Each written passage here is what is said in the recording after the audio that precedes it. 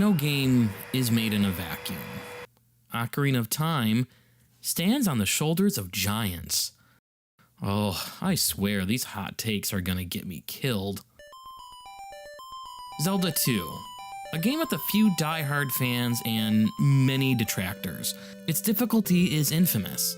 It's known for its harsh punishment for failure and very unforgiving enemies and bosses. It gives credence to the term Nintendo hard. Few Zelda fans count this title among their favorites. Despite its lack of appreciation, the game is monumentally important to the development of the Zelda franchise. If Link to the Past set the stage for the overall feel and motif of a Zelda game, and Link's Awakening defined the item and dungeon formula, then the adventure of Link defined Zelda's combat mechanics for the 3D realm. It had a strong emphasis on swordplay, maneuvering around the enemy's movement to hit where they weren't blocking. It was a good idea on paper, but the execution on the NES left a lot to be desired. If it weren't for Zelda II, A Link to the Past, Link's Awakening, and, surprisingly, Super Mario 64, Zelda's first foray into the 3D space could have looked a lot different. No game is made in a vacuum. So how exactly did these past 2D games influence Ocarina of Time? To answer that, you'll have to grab your Furby and slap on your slap bracelet. Things are about to get weird between friends as we get jiggy with it. So hit me baby one more time, I am not gonna wait for my life to be over. It is 1998, the year the Earth got hit with 2 asteroid movies.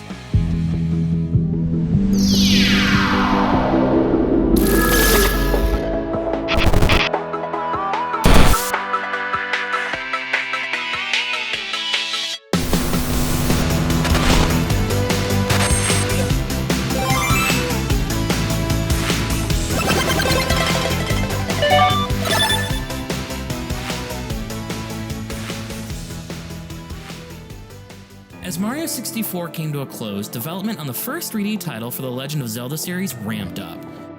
It began with 2 developers at first, Toru Osawa, who would end up becoming the script director and the main director overseeing the project, and Jin Ikeda, who was working on character design. Yoshiaki Koizumi would join as a 3rd member of the development team, becoming the director of 3D systems and character design. All said and done, the game would have a total of 5 directors. Miyamoto would act as a producer/supervisor as he was now running the entire Nintendo EAD department, Entertainment and Analysis Division, formerly Nintendo R&D 4. It was rebranded in the early 90s. Super Mario 64 would be the last game he personally directed.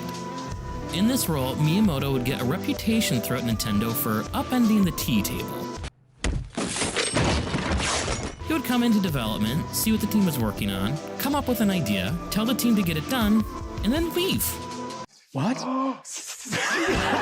And since game design is anything but simple, sometimes even the simplest of changes can have far-reaching consequences. Thus, upending the tea table.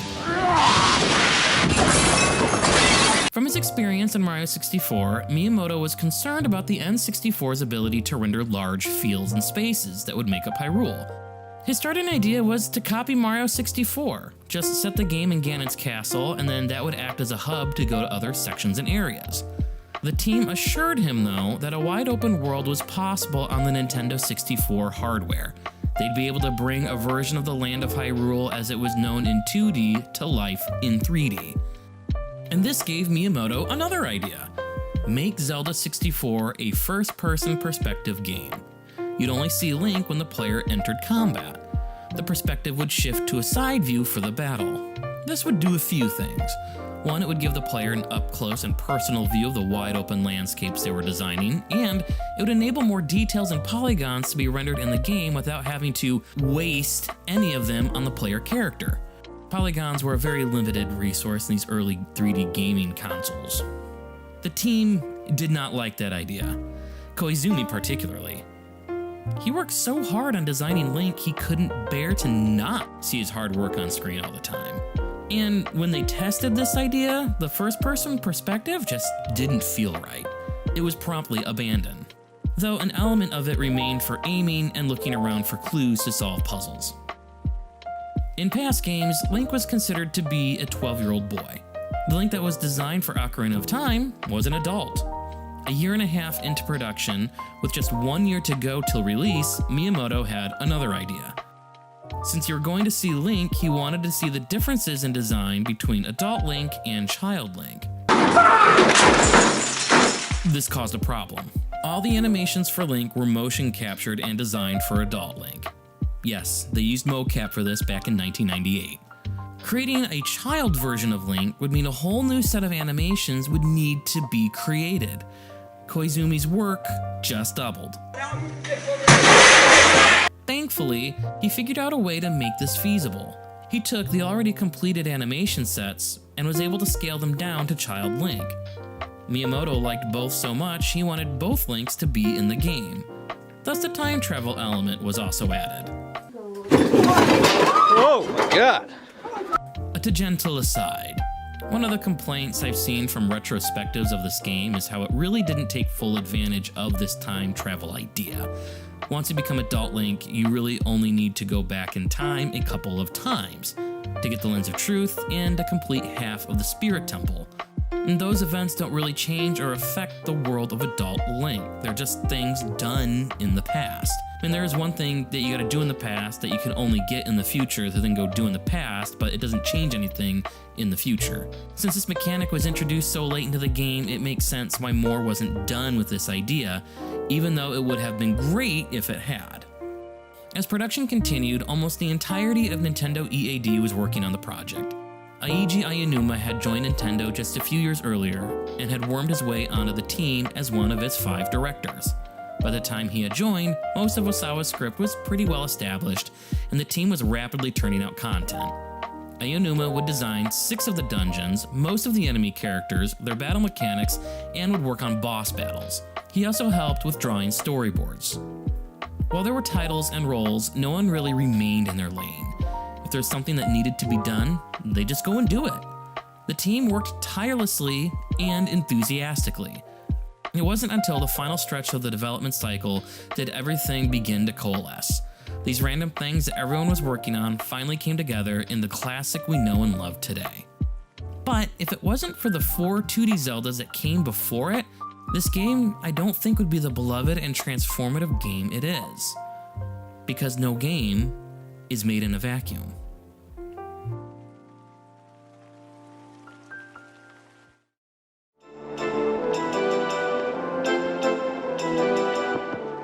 Development on the first 3D Zelda game actually began during the Super Nintendo days.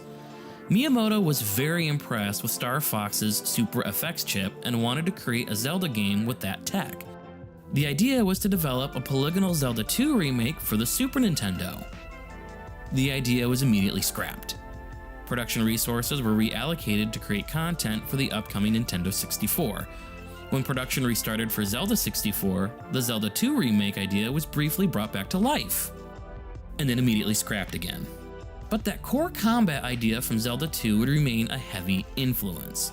The team wanted to create a Chanbara sword action game, but there were a few issues.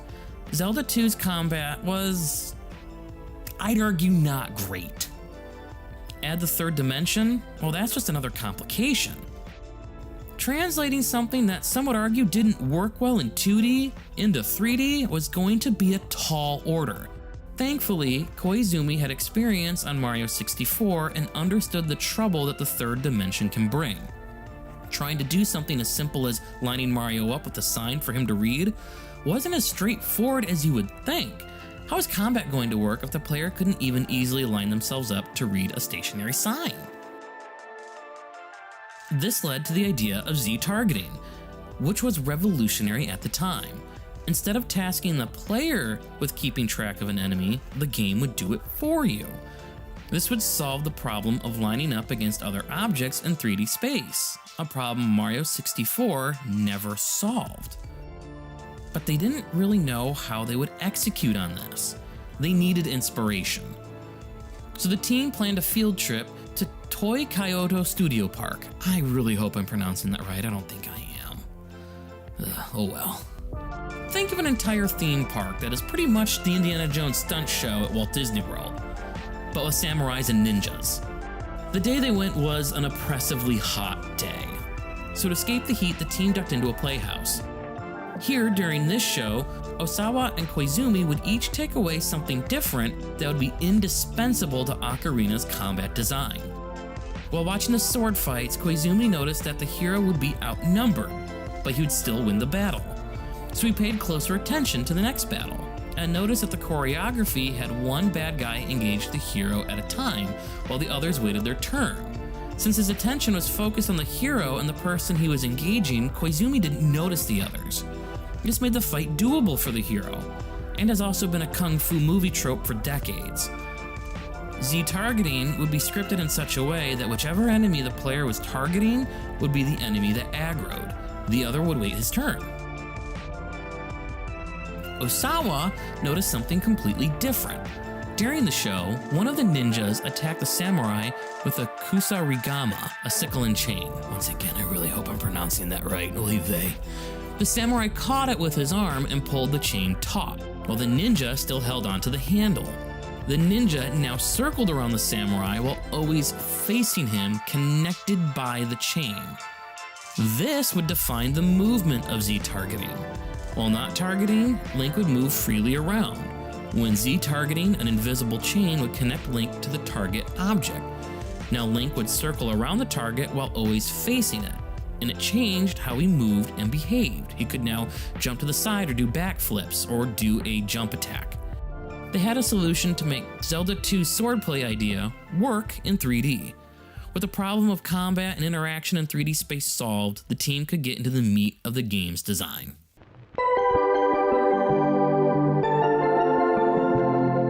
It wasn't just Link's Awakening that gave us the Zelda dungeon formula. If it wasn't for A Link to the Past, Link's Awakening would have never iterated on that design to formalize the Zelda dungeon design philosophy. But really, it's Link's Awakening that gave the Ocarina of Time development team the format to translate 2D ideas into a 3D space. Zelda dungeons had always been about finding small keys to unlock doors, and in each dungeon there is always a special item to find to aid you on your quest. A Link to the Past added a big key that would be used to unlock the chest for the dungeon's key item.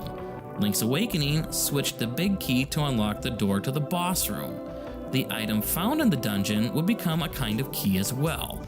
The item would unlock other areas of the dungeon and was necessary in defeating the dungeon boss. Link's Awakening set in stone that dungeon formula, and Ocarina of Time ran with it. All but one dungeon required the item to unlock more of the dungeon and to defeat the dungeon boss. Note, the Shadow Temple did not require the hover boots to defeat Bongo Bongo. They actually got you killed if you had them equipped. Instead, you needed the Lens of Truth, which you got from the bottom of the well, a mini dungeon you completed in order to reach the Shadow Temple. The team did have a hefty challenge, interpreting Zelda design from 2D into 3D. Keep in mind that Zelda dungeon design philosophy, as we know it, had only been used in 2 of the 4 Zelda games made thus far. Fortunately, the developers had already approached the 2D Zelda games as 3D spaces portrayed in a 2-dimensional medium. Link's Awakening did a fantastic job of that with Eagle's Tower, and The Link to the Past had elements of that in the Tower of Hera. So translating the puzzle ideas and lock and key design idea wasn't going to be that difficult. Creating easy to navigate dungeons and puzzles in the 3D realm? That's something else. Dungeons, for the most part, had large, memorable central rooms that the player would continuously cross through. This would act as an anchor for navigating each level. They started off simple. The first 3 dungeons as Child Link have no small keys, so thus have no locked doors. The Deku Tree, Dodongo Cavern, and Jabu Jabu's Belly act as introductions to how Zelda dungeons will work in 3D. And the Deku Tree is the perfect tutorial dungeon. It's separated into 2 phases. Phase 1 was the trunk of the tree, a wide open room with multiple levels with rooms jetting off into dead ends, kind of like a hub with spokes sticking off it. It's a memorable space you can use to always reorient yourself. In those spoked off rooms, you solve simple puzzles to get the slingshot and compass, and then once you gain the items, you use the height of the trunk to fall through the spiderweb to reach the second phase of the dungeon. Once again, you're in a large, memorable room. But this is not a hub and spoke. There's only one accessible door. This path brings you around in a circle to a higher ledge back in the main room where you can push down the rock to create a shortcut, and then you use a Deku Stick to light the spider web to fall down another hole to face the boss. You're facing off against enemies and solving puzzles along the way, but most puzzles don't expand past one room. It's a lovely introductory dungeon. Easy peasy lemon squeezy. You're learning the game's design and puzzle language bit by bit. The dungeons expand from there. The Dongo's Cavern has you crisscrossing back and forth across the main room on different levels, but is once again separated into two distinct sections, outside the statue mouth and inside the statue mouth. Jabu Jabu's belly gets a bit more complicated. This dungeon requires you to have the map design in your head so you can fall down these sinkholes to get to different platforms below to access different areas of the dungeon. They're asking you to see how one room interacts with another, and how changing something in one room can change the layout or accessibility of another. This dungeon isn't separated into two phases like the last two. This one becomes more interconnected. These dungeons ask even more of you in the adult timeline. Some are more interconnected, with the maps folding in on themselves and changing their form. Like these winding corridors change the gravity of the following room in the Forest Temple. The Fire Temple has you navigating a complex labyrinth to knock a block from the top to fall to the bottom, creating a path to the boss. And then there's a Water Temple and its water level. People have thoughts on the Water Temple. I personally really like it.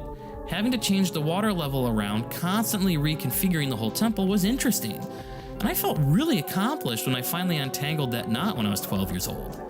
It's Zelda 64's menu design that slows this dungeon down to a crawl. That's the frustrating part. Not the dungeon design itself, but the archaic menu design of the 90s. What is odd is the fact that the Water Temple is the apex of complexity for puzzles. In the late game, dungeons become more linear, challenge-based gauntlets with some pretty simple puzzle designs. I'm not going to delve much further into the dungeon design because Mark Brown from Game Maker's Toolkit does a much better job discussing Zelda dungeon designs in his Boss Key series. There's no need to reinvent the wheel here. I would highly recommend watching his video.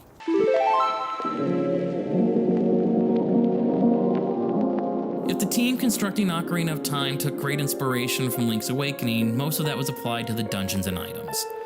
The Overworld is a different beast. Link's Awakening slowly opened up the Overworld, kind of like a Metroidvania map. Ocarina of Time's Overworld isn't like that at all. There are a couple of areas that require an item to reach, like bombs to get to Zora's domain, or the long shot or Epona to get to the Gerudo Desert, but most of the map is blocked off by adventure game style mechanics. Link's Awakening's contributions to Ocarina of Time's Overworld are the fishing pond, the trading sequence, and that guardian owl. Ocarina took more inspiration from Link to the Past, and a little from The Legend of Zelda. The Overworld is filled with secret holes, kooky characters, and random fetch quests in order to progress in the game.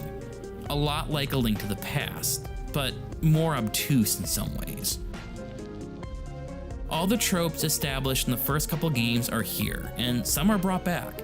The Lost Woods is no longer a creepy atmosphere, but once again, a maze. Kakariko Village is your place of respite with some fun characters to meet, and Death Mountain is a treacherous climb. The difference between A Link to the Past and Ocarina of Time's Overworld, though, is the layout. Link to the Past layout was a little more fluid. Ocarina of Time's map is more individualized and connected by a singular location. Let's talk about Hyrule Field. Instead of having an interlocking world, each area is a spoke off a wheel that is connected by Hyrule Field. You have Kakariko Village and the castle town to the north, you have Gerudo Desert and Lake Hylia to the west, and to the southeast you have the Kokiri Forest. There are shortcuts to quickly go from one end of the map to the other, but to get to any location, you'll be crossing through Hyrule Field a lot. A modern critique of Hyrule Field is that it is empty with very little to do. And that complaint is actually just a fact. There aren't really any cool secrets to find, no cool weapon or secret item that amazes, there isn't a secret dungeon or anything really of interest. There's a pea hat, a giant overly difficult to kill pea hat, that's something. Oh, and ghosts! Let's take a look at the real purpose of this field. It's more than just a way to connect the different parts of Hyrule together. It's supposed to invoke a feeling that the 2D games just couldn't. Zelda gave a large expansive world to explore, and A Link to the Past gave more depth and detail to flesh that out. But in Ocarina of Time, the first moment you walk into the field after leaving the forest, you get an idea of the scope and breadth of this world. It's massive, for 1998 at least. Hyrule Field, with its lack of content, still brought a lot of life. It's here in the field you can see the castle and Death Mountain in the distance, a large ranch in the center, the foothills to the mountains that lead to the desert, and the day-night cycle is introduced here. The first time you travel across the field after leaving the Kokiri Forest to get to Castle Town, you more than likely won't arrive to the gates until after dark. You have to wait for the sun to rise in order to enter. It takes you a full day. It just felt big that way. And when you enter other areas, based on the time of day, different events and different characters would be available. This area made Hyrule feel like a real large space. The point of this field is to do what Zelda had originally set out to do. Give you that wide-eyed stare as you begin your journey across the kingdom. It was to feel large and epic. This was a sprawling, living, breathing kingdom, and you are going to save it. While it may seem tiny and uninteresting today, it set the foundation for overworld design in the third dimension.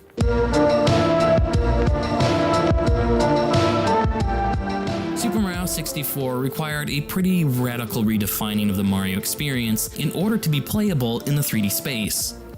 Also, the team ran out of time during development and had to get something out in time for the Nintendo 64's launch, so that's also a factor. Zelda, on the other hand, had an easier time translating what worked in 2D into 3D. The design philosophies, boiled down to their absolute basics, work well with the new medium. In addition to that, Ocarina of Time was a triumph of design. Without it, who knows where current game design would be? It made third-person action combat intuitive in the 3D space. What GoldenEye did for FPS games on consoles, Ocarina of Time set the design standard for action-adventure and pretty much any other third-person based action game. And moreover, it's still a very playable and enjoyable game today. Not something that can be said of a lot of 3D games from this era. Oh, there are some chinks in the armor.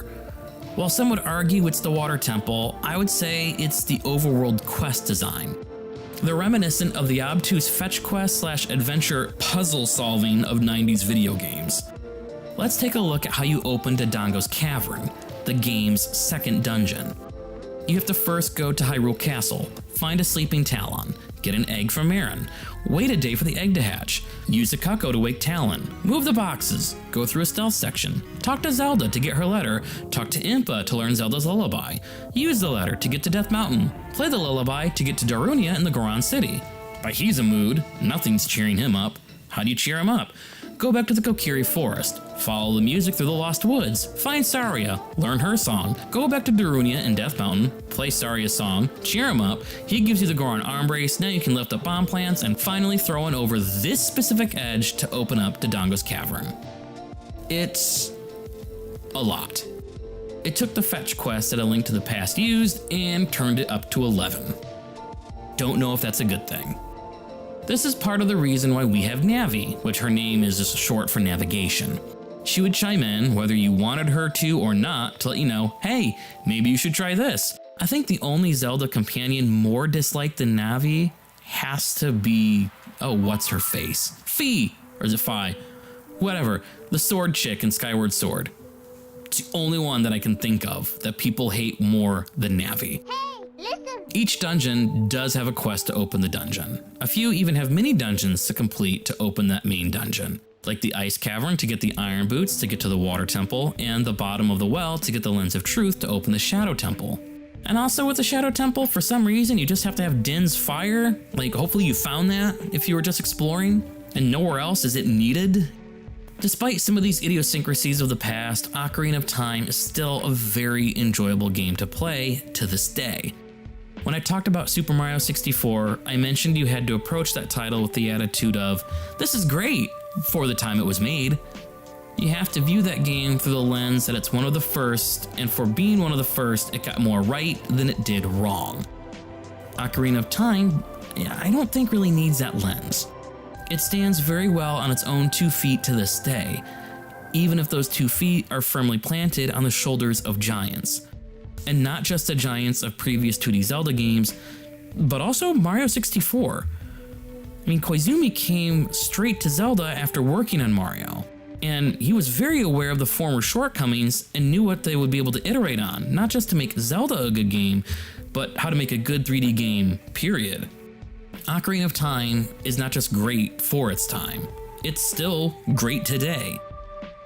And while it may stand on the shoulders of giants that came before it, it became a giant of its own and laid the foundation that just about any other 3D action adventure game would be built upon. No game is made in a vacuum.